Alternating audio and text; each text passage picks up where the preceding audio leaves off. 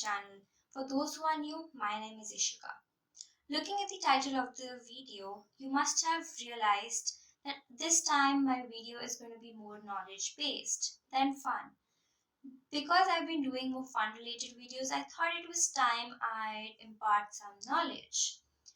Well, the knowledge that I'm going to be imparting today is something that even I had no idea about. So basically, I'm going to bust some myths. Myth number one is that bulls get angry looking at the color red.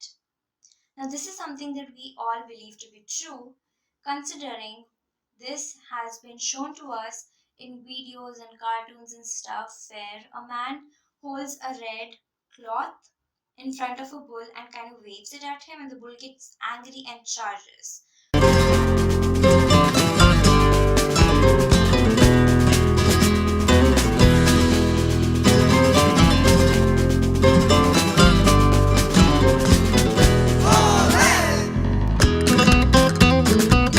So we've been known to stay clear of the color red if there are bulls around.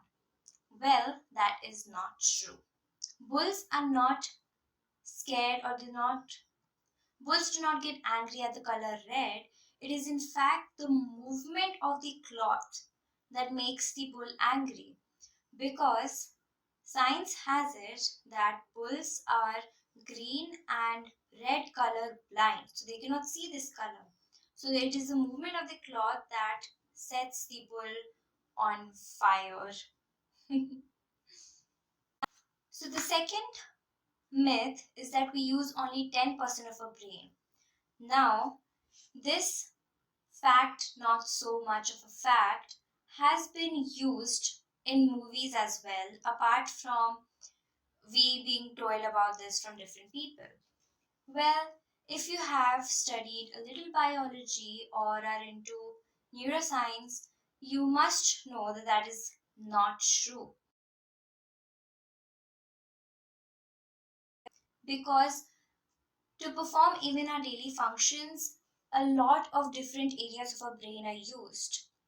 For example, for right hand movements, the left part of our brain is used, and for a left hand movements, a right portion of our brain are used, and all the different portions of the brain connect together and coordinate together, allowing us to perform even the simplest of tasks. So, all of the tasks that we do require not just one particular area of the brain, but a combination of different areas of the brain, making this sentence a complete false statement.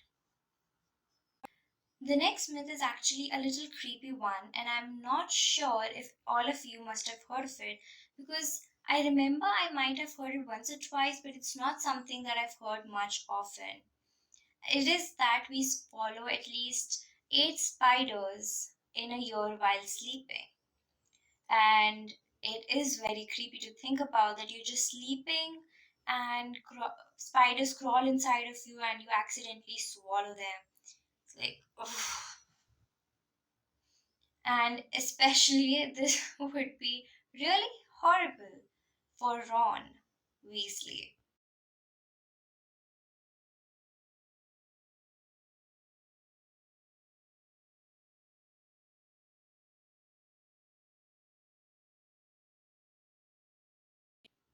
So for all those Harry Potter fans, you know what I mean. Now the fact about this is that spiders don't want anything to do with humans. They are actually neutral, and if anything, they don't like the vibrations that occur with our movement. Especially when we are sleeping, the vibrations of our body are enough to scare the spider away. So if the spider can help it, it will choose not to come near us. The next myth that I'm going to be talking about is something that I'm pretty sure all of us believe to be fact, especially those people who have watched Friends. And I think this myth is mentioned in some other series as well. Now, the myth is that when you get stung by a jellyfish, you need to urinate on that person to help that person get relief from the pain of the sting. I got stung. Stung bad.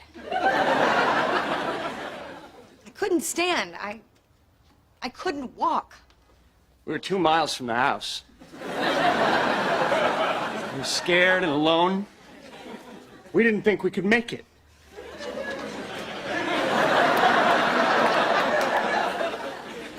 I was in too much pain. And I was tired from digging the huge hole. And then Joey remembered something. I'd seen this thing on the Discovery Channel. Wait a minute. I saw that on the Discovery Channel. Yeah, about jellyfish and how if you... Ew! You peed on yourself? Ew! You can't say that. You don't know. And that is just not true. And it is a little ew that you have to urinate on that person wherever that person gets a sting because, well, it's urine. Anyway, so the fact is that urine actually worsens the sting. So if you actually urinate on a jellyfish sting, you're just making things work worse. You're just making things worse for that person. The actual and the proper way to treat a jellyfish sting is hot water. Like it's just that simple. The last myth that I'm going to be busting for today or proving wrong is going to come for a shock for all the math people and people who have studied probability, including me, because when we study probability, the examples of rolling a dice and tossing of a coin is something that come pretty often. Now, the myth is that when you toss a coin, there's a 50-50 probability of getting a head or a tail. And many of my examples when I learned probability was based on this fact. It's not a fact. A group of researchers or a group of students in the Harvard University experimented on this and found that when you toss a coin, there is a much greater probability of landing on the side of the coin that was on the top before you toss the coin. For example, before you toss the coin, if heads is the side facing upwards, then there is a much greater probability of the coin landing on heads after the coin toss. So, the next time you want to win a coin toss, bet on the side facing upward before you toss the coin. Now that will most likely confirm you winning the coin toss. The first myth that I'm going to burst.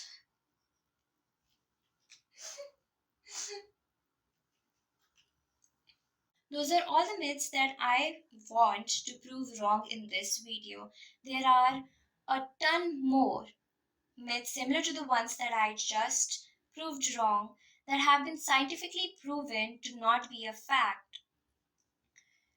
Now, before I start talking and explaining few more of these myths, I'm going to end the video here itself. And before I do so, I just want to say because of the rising cases in Delta, everybody stay home, stay safe, stay healthy. If you don't have to go out for any reason for buying groceries or for work, do so, but ensure you take all the necessary precautions like wearing a mask, using sanitizers, etc. And that is it for this week's video. I hope you liked it. Don't forget to like, share, and subscribe. Please help me reach 50 subscribers. And I will see you next time with another amazing video. Bye.